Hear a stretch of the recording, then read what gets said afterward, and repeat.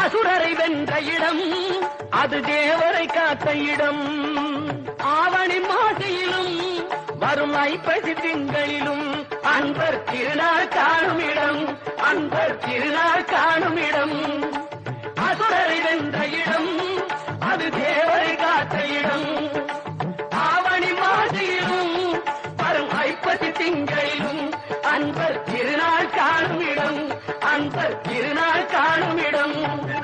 திருச்செந்தூரின் கடலோரத்தில் செந்தில் நாதன் அரசாங்கம் தேடி தேடி வருவோர்க்கெல்லாம் தினமும் கூடும் தெய்வாம்சம்.